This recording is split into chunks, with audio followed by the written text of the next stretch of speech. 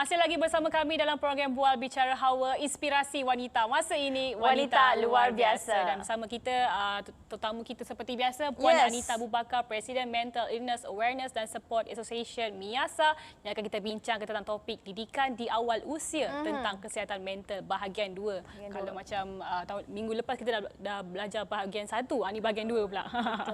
Okay. Dan Assalamualaikum Puan Anita, apa khabar? Alhamdulillah, happy Chinese New Year? Yes, happy Chinese New Year. Cuti gimana? Ada mana? Sini je. Sini je. Puan Anita banyak program. Kalau anda semua nak tahu, MIASA sekarang banyak sangat program. Alhamdulillah, semua orang makin cakna dengan kesihatan mental itu sendiri. Dan kita di Hawa mengucapkan congratulations everyone. Dan terus sukses. Moga MIASA terus maju. Betul. Okay, hari ini kita akan bawakan topik didikan di awal usia tentang kesihatan mental bahagian 2. So pertama sekali Puan Anita, kita nak tanya pula, apakah fokus dalam isu kesihatan mental yang kanak-kanak perlu faham, ambil tahu pada usia yang sangat muda? Betul, okey. Kanak-kanak seperti orang dewasa, mereka tidak imun kepada isu kesihatan mental ataupun penyakit mental. Jadi penyakit mental, isu kesihatan mental ni kita kata tidak mendiskriminasi. Sesiapa pun boleh mendapatnya kalau faktor-faktor mencukupi. Cuma kanak-kanak ni berbeza kerana mereka belum lagi fully develop daripada segi kognitif, brain development dan sebagainya, dan juga biasanya pengurusan emosi itu tidak begitu mahir seperti seorang dewasa. Walaupun bayangkan kalau dewasa melalui penyakit mental pun sukar, bayangkan pula kanak-kanak. Jadi kanak-kanak sudah tentu kena bagi ialah apa yang kita dah lama advokasikan adalah EQ lah, emotional intelligence sebenarnya, ataupun emotional quotient kita panggil, iaitu kecerdasan emosi. Sebab selalu kita fokus kepada IQ kan, kecerdasan kognitif tu, tapi sebenarnya emosi ni macam mana kanak-kanak nak menguruskan emosi dengan baik. Jadi ini mereka harus pelajari. Jadi ibu bapa ni ataupun guru-guru perlu menjadi panduan kepada mereka, dan kita dah banyak kali berbincang tentang menyediakan ruang-ruang yang selamat. Kerana kanak-kanak ni mahu didengari. Kita mahu memberi perhatian kepada isu-isu ini supaya kita dapat tanganinya awal, memberikan intervensi awal supaya tak memudaratkan kemudian menjadi penyakit mental. Sebab benda-benda ni kalau kita berikan intervensi awal, pendedahan awal, kita boleh mencegahnya. Dan ini yang kita mahu. Jadi kanak-kanak perlu tahu, kalau rasa ada yang tak kena, beranikan diri, luahkan. Jadi sebab tu ibu bapa sebagai guru yang pertama perlu menyediakan ruang yang selamat. Sebab kalau mereka tidak berasa selamat untuk berkongsi, mereka akan diam. Jadi akhirnya akan sengsara, berdiam diri dan menjadi lebih teruk. So apa yang dalam bahasa Inggeris kita selalu katakan, there is no safety in avoidance kan, kalau kita mengelak-mengelak. Jadi kita perlu terbuka. Perlukan ruang yang selamat juga. Ruang yang selamat ni penting. Betul. Macam yang Puan Anita kata tadi, ibu bapa memainkan peranan yang penting untuk membantu anak-anak ini. Jadi dari segi yang bagaimana ibu bapa sebenarnya perlu membantu anak-anak ini yang mempunyai isu kesihatan mental ini, yang perlu mereka ambil perhatian secukupnya kepada mereka. Kita sebagai ibu bapa ni kita tak nak cave kepada stigma. Kita tak nak internalize stigma je, sebab biasanya kita malu kan. Kita jadi malu bila kanak-kanak ada isu-isu sebegini, kita terus kata kuatkan diri, kau ni attention seeking dan sebagainya. Mereka bukan attention seeking, mereka support seeking sebenarnya. Mereka mahukan support, sokongan, dorongan daripada ibu bapa. Jadi ibu bapa perlu mengambil perhatian perkara-perkara begini. Ini penting sebenarnya. Kita bila anak-anak nak cuba meluahkan, kalau kita bertanya, bila kita nak bertanya ni pun kan ibu bapa, kita harus direct, harus jelas bila bertanya. Contohnya, Eliza, adakah Eliza, contoh yang kita ambil ekstrim, adakah Eliza ada fikiran untuk membunuh diri? Terus tanya. Dia kena direct, dia kena jelas. Kenapa? Kerana bila kita bertanya sesuatu dengan jelas, anak-anak akan berasa, oh, aku sebenarnya tak payah malu nak bercakap tentang ini. Jadi aku tidak perlu takut. Jadi dia terus membuka ruang yang selamat untuk mereka terus terbuka. Oh, sebenarnya aku boleh bercakap tentang ini. Jadi stigma tu dah terus hilang. Dah tak ada stigma dah sebenarnya. Jadi kita memberikan ruang dan peluang yang besar untuk mereka juga terbuka untuk berkongsi. Jadi ibu bapa jangan takut. Jangan kita rasa takut. Sebab tu menimba ilmu ni penting sebenarnya. Bukan saja menimba ilmu untuk orang kata tentang kesihatan mental ataupun isu kesihatan mental ataupun penyakit mental, tapi ilmu untuk berkomunikasi dengan efektif. Ini penting. Sebab kalau tak, soalan bila tak tepat, kita tak dapat luahan itu. Kanak-kanak tak dapat berkongsi dengan baik. Tapi kalau soalan itu betul, maka mereka berasa selamat dan mereka dapat berkongsi dengan baik dan jelas. Jadi perlu jelas, perlu bertindak dengan segera supaya kita dapat mengelakkan isu kemurungan kepada anak juga. Kemurungan, anxiety, apa saja. Jadi tertarik dengan Puan Anita cakap tadi, pasal malu. Ibu bapa malu sebab betul. takut jawapan pada anak tu tidak seperti yang disangkakan dan terus jadi macam anak aku ni ada penyakit mungkin kan, Betul. macam tu kan. Jadi Betul. apa sebenarnya apa yang perlu diambil perhatian, yang diberikan perhatian untuk ibu bapa, untuk anak-anak untuk ibu bapa kepada anak-anak sebenarnya untuk kita tahu yang anak kita tu ada benda ni macam merisaukan dalam stage yang perlu ada safe place, mereka tak rasa macam tu Puan Anita. Betul. Okey. Jadi yang pertama sekali sudah tentu kalau boleh langkah-langkah pencegahan yang paling baguslah kalau boleh. Kalau mungkin anak-anak dah pun ada isu-isu tersebut, kalau ibu bapa melihat ada perubahannya. Jadi perubahan ni pelbagai segi, mungkin perubahan tingkah laku, mungkin perubahan emosi, perubahan daripada cara mereka berfikir contohnya. Apa yang mereka katakan itu ada perubahan. Ibu bapa mengenali anak-anak, betul? Betul. Jadi kita tahu sebenarnya kalau Eliza dengan Delina pun sama kan, tahu sebenarnya kalau ada perbezaan kan. Betul. Jadi sebagai ibu bapa kita harus prihatin, peka, tapi kalau dah nampak lakukan sesuatu. Jadi kalau macam Eliza tanyakan tadi, kalau dah teruk, terus bawa ke pakar. Terus bawa ke mental health professional. Mereka yang arif, bidang mereka tahu apa yang diperlukan oleh kanak-kanak tersebut. Nah, okey, saya tahu ada soalan. Kejap tu saya sebelum Puan Anita rungkai lagi panjang, saya nak tanya je, tapi kita tahu anak-anak dia membesar, proses dia macam mungkin dia tukar kejap. Jadi Betul. macam mana kita nak bezakan mungkin perubahan tu ada masalah mental atau Betul. perubahan tu cuma dia sahaja Puan Anita? Dia waktu okey. sebenarnya. Sebab kalau dia tak boleh tahu, kita tak boleh sedih setiap hari. Alright. Kita kalau sedih 3 okey. hari, lepas tu Betul. dah tak sedih dah. Kalau kita murung 3 hari contohnya. Murung tu maksud dia yang teruk lah. Tapi kalau kanak-kanak itu lama dalam situasi ataupun emosi tersebut, itu daripada situ kita tahu sebenarnya. Soalan yang baik sebenarnya, Eliza. Jadi contoh, saya ambil contoh penyakit kemurungan ya. Apa-apa saja penyakit, tapi dalam contoh ni kita ambil penyakit kemurungan. Kemurungan ni dia kena ada simptom-simptom yang 9 itu selama 2 minggu. Jadi dia kena konsisten, setiap hari kena rasa murung. Setiap hari kena tak ada selera makan ataupun terlebih makan, kurang tidur ataupun terlebih tidur. Tidak dapat fokus dengan baik. Benda-benda yang dulu dia suka dah tak suka. Jadi simptom-simptom ni dia kena minima dia kena 2 minggu. Jadi kalau dia tak 2 minggu, dia bukan kemurungan lah, dia mungkin isu kesihatan mental. Which is good sebab kita boleh mengatasi ni. Maknanya kalau kita memberikan intervensi, boleh kembali kepada orang kata kepada biasa. Tetapi kalau dah ada penyakit kemurungan, inilah cabarannya sebenarnya. Sebab ialah mekanisme coping kena masukkan daya, bagaimana kita berdaya tindak terhadap stres, terhadap kemurungan itu sendiri, anxiety, apa sahaja masalah dalam kehidupan kita. Jadi ini adalah tools untuk kita perlu mengajar anak-anak kita supaya mereka tahu bagaimana nak mengatasi ni. Kalau tak, penyakit mental ni boleh, it can be very debilitating. Kita boleh hilang fungsi dalam kehidupan sebenarnya. Sebab kalau kita murung, kita terus murung. Tak ada orang yang tolong. Kalau kita rasa bimbang, rasa gelisah yang melampau, akan berterusan begitu.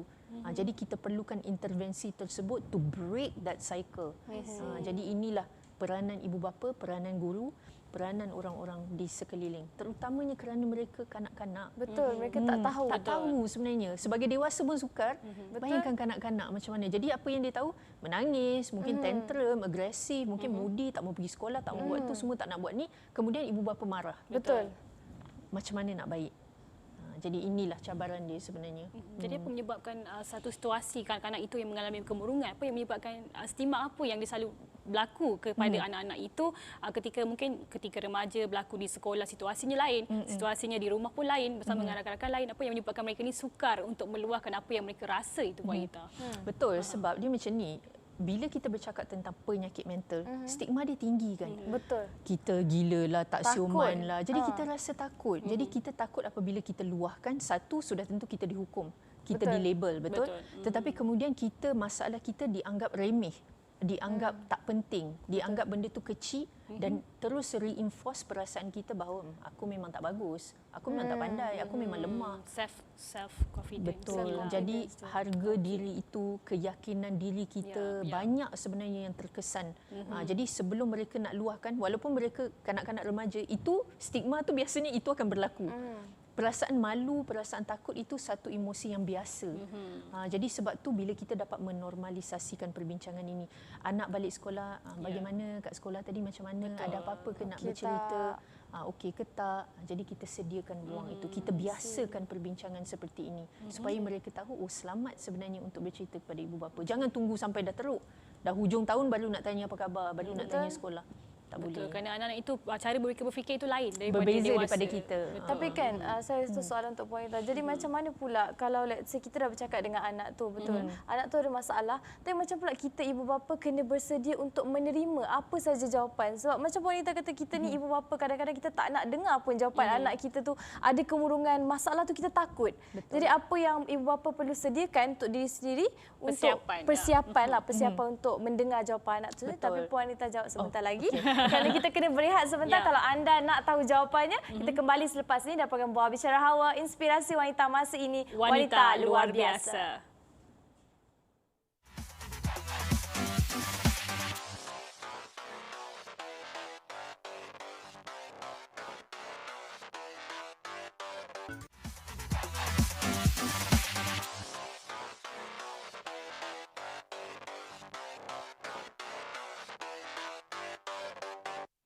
Kembali lagi bersama kami dalam program Bual Bicara Hawa, inspirasi wanita masa ini, wanita luar biasa. Kita masih lagi bersama dengan Puan Anita, Presiden MIASA, yang akan kita bincangkan mengenai topik didikan di awal usia tentang kesihatan mental bahagian 2. Bahagian 2. Jadi saya dah tinggalkan penonton tadi tentang persiapan ibu bapa. Sebab kadang-kadang kita tahu ibu bapa ni tak ready untuk terima jawapan anak tu, mungkin dia dibuli atau mungkin saya stres ataupun saya sedih atau saya tak boleh nak tu. Jadi macam mana Puan Anita tentang persiapan ibu bapa itu sendiri? Saya rasa perkara pertama sebagai ibu bapa, saya pun ibu, yang kita perlu terima dan saya tahu susah adalah it's not about us. Ia tentang anak-anak kita. Kita nak anak-anak kita menjadi anak-anak yang boleh membesar dengan baik, ada hubungan yang positif, boleh berdaya tindak terhadap stres, kehidupan dan sebagainya, dan menyumbang kepada masyarakat. Ini anak-anak yang kita mahu. So, ini tentang anak-anak. So kalau kita boleh pisahkan, it's about them, kita memberikan fokus. Jadi persiapan kepada ibu bapa, satu, it's not about you. Keduanya adalah menimba ilmu. Ini penting. Okey, kalau kita tak ada ilmu, sebab tu kita buat tak tahu. Betul? Betul. Bila kita tahu ini sebenarnya simptom ataupun gejala penyakit, sudah tentu kita melakukan sesuatu. Seperti kalau anak demam, kita membuat sesuatu, memberikan intervensi, betul? Berjumpa doktor, bagi ubat dan sebagainya. Tapi kalau anak ada isu kesihatan mental, kenapa buat tak tahu? Kenapa? Why do you become dismissive? Kenapa kita menidakkan? Jadi itu disebabkan juga sebab kita internalize stigma. Disebabkan oleh kita tahu persepsi negatif masyarakat itu hadir, maka kita sebagai ibu bapa akan merasakan, okey, aku tak nak, kalau boleh janganlah dan sebagainya kan. Tetapi jangan takut, jangan bimbang. Semua penyakit mental, walau betapa kronik, walau betapa teruk, boleh sembuh. Jadi ini kata-kata harapan yang kita perlu ada, tanamkan. Dan kalau kita tidak mempunyai ilmu ataupun kurang ilmu, ini kita tidak tahu. Kita tak tahu yang sebenarnya boleh sembuh sebenarnya, insya-Allah. Janji Allah itu pasti. Semua penyakit ada ubat kecuali mati. Tapi kita perlu ada ikhtiar, perlu ada mencari solusi. Jadi ini penting untuk kita semua fahami. Jadi ibu bapa menimba ilmu, ini penting. Terus memberikan dorongan kepada anak-anak, memberikan sokongan. Macam saya sebutkan tadi, they are not seeking attention but they are seeking support. Mereka mahukan dorongan, sokongan daripada ibu bapa. Siapa lagi kalau bukan ibu bapa? Betul. Kita adalah individu yang paling hampir dengan anak-anak. Kemudian kedua, barulah guru. Jadi ibu bapa adalah guru pertama. Jadi kita yang perlu memberikan panduan, guidance itu kepada anak-anak tersebut. Jadi anak-anak ni, sebagai anak-anak, kita mirror kan apa yang ibu bapa lakukan. Kita adalah, ibu bapa adalah cermin sebenarnya. Jadi ini penting. Jadi sebagai ibu bapa, bagi saya peranan anda besar. Kalau anda memainkan peranan anda dengan penting, dan jangan self blame. Katalah anak-anak ada penyakit mental, jangan kata ni mesti sebab saya kan Puan Anita. Tidak. Penyakit mental ini perlukan pelbagai faktor baru boleh menjadi penyakit. Kita tak cakap pula, oh anak aku kanser sebab aku. Kita tak cakap. Kenapa kita menuduh kalau ada penyakit mental sebab kita? Dan itu menambahkan kemaluan dan ketakutan kita. Ini sebenarnya hakikat yang berlaku. Jangan takut, jangan malu. Tiada malu, tidak perlu takut, dan penyakit mental boleh sembuh, insya-Allah. Boleh sembuh. Kalau saya ada satu soalan mengenai kalau tadi Puan Anita kata ibu bapa bermula daripada rumah kan. Bagaimana pula kalau jika mereka anak-anak itu mendapat trauma, kemurungan ataupun dan sebagainya daripada rumah itu sendiri. Siapakah sebenarnya yang sepatutnya memberikan sokongan sepenuhnya kepada anak-anak ini jika ibu bapa sendiri lambat bertindak untuk membantu anak-anak ini? Betul. Sebab tu kita ada ahli keluarga yang lain. Kita ada ibu saudara, bapa saudara, nenek, atuk dan sebagainya. Pasti dalam keluarga ada masalah-masalah tertentu. Takkan sebagai adik-beradik dan ahli keluarga yang lain kita buat tak tahu. kita hidup dalam institusi kekeluargaan. Kemudian siapa lagi boleh bantu? Guru-guru di sekolah boleh membantu. Jadi anak-anak juga jangan takut, jangan malu. Di sekolah ada guru-guru boleh membantu. Sekolah-sekolah juga sekarang banyak ada kaunselor. Pergi berjumpa dengan kaunselor. Saya tahu kadang-kadang kita bila tidak faham definisi kaunselor, kita menjadi takut. Kalau orang ataupun pelajar yang ada masalah baru berjumpa dengan kaunselor, sebenarnya tidak benar. Kalau kita nak mempelajari bagaimana nak memaksimalkan potensi diri, boleh juga berjumpa dengan kaunselor. Kaunselor juga boleh membantu. Katalah Eliza contoh, Derina, Puan Anita, saya ni nak lebih pandai daripada segi nak belajar menjahit dengan lebih bagus ke, ataupun apa kelebihan saya tak nampak lah. Jumpa dengan kaunselor, duduk. Adakan perbincangan itu. Saya rasa keyakinan diri saya ni agak kurang. Bagaimana nak mengoptimumkan keyakinan diri? Boleh berjumpa dengan kaunselor. Jadi kaunselor ni ada banyak peranan. Bukan kalau dulu-dulu memang dekat sekolah saya pun sama. Kalau dulu-dulu kalau orang yang pergi jumpa kaunselor ni mesti ada masalah bully ke, ada pelajar bermasalah biasanya. Jadi itu juga stigma. Jadi stigma ni dah 2023 dah. Kalau boleh buang, hapuskan. Buanglah, betul. Sebab stigma ni kita dalam pada tak sedar dia banyak sebenarnya mempengaruhi macam mana minda kita bergerak, macam mana kita menghadapi hari-hari kita. Stigma bagaimana ni lah. kita berfikir terhadap sesuatu isu. Stigma ni dia dah macam endemik yang sangat tragik sebenarnya. Betul. Jadi dah sudah-sudahlah. Sudah-sudahlah penat dah. Kita pun dah hidup dalam era teknologi sekarang pun kadang-kadang memang semuanya kita boleh dapatkan ilmu melalui sekali di ujung jari saja kan. Sebelum kita berpisah, saya nak minta Puan Anita berikan sepatah dua kata kepada ibu bapa yang di luar sana yang ada berkaitan anak-anak mungkin ada masalah isu penyakit mental. Kanak-kanak remaja ataupun maupun adik-adik anak-adik yang kecil. Silakan Puan Anita. Okey, jadi kepada ibu bapa di luar sana, we hear you, kami mendengar anda, kami faham sebenarnya sukar sebenarnya untuk menjaga, membantu anak-anak ataupun remaja yang melalui isu-isu kesihatan mental. Tapi ketahuilah mereka perlukan anda. Jadi kita sama-sama teruskan memberikan dorongan, memberikan sokongan, mendengari luahan mereka dan kalau perlu bertemu dengan pakar supaya mereka mendapat rawatan, bantuan dan pertolongan yang mereka sangat perlukan, insya-Allah. Insya-Allah. Dan saya satu soalan terakhir. Mungkin ada 2023 ini Puan Anita, 2023 ni apa di antara inisiatif atau plan jangka masa panjang oleh MIASA sendiri untuk membantu anak-anak? Kami sebenarnya sangat excited sebab bulan 3 ni, Mac ni kami akan launch satu program baru yang kita namakan Youth Advocates Program.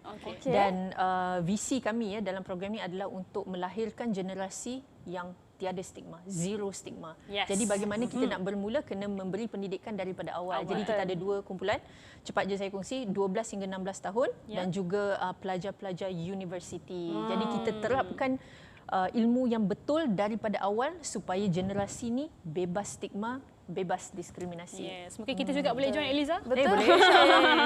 Jom. Kita nak ucapkan terima kasih kepada Puan MIASA dan juga Puan Anita sendiri atas advokasi yang sangat mengujakan pada tahun ini sebab kita tahu kita nak hapuskan semua stigma. Sebab kita perlu buang semua apa orang cakap benda-benda yang negatif tak betul-betul ni kan dalam otak. Kurang tepat. Kurang tepat, betul. Dan semoga sukses, terus sukses insya-Allah dan semoga ilmu yang kita kongsikan pada hari ini dapat kepada penonton insya-Allah. Insya-Allah. Baiklah, kita nak berehat sebentar, kita akan kembali selepas ini dalam program Bual Bicara Hawa, Inspirasi Wanita Masa Ini, Wanita Luar Biasa.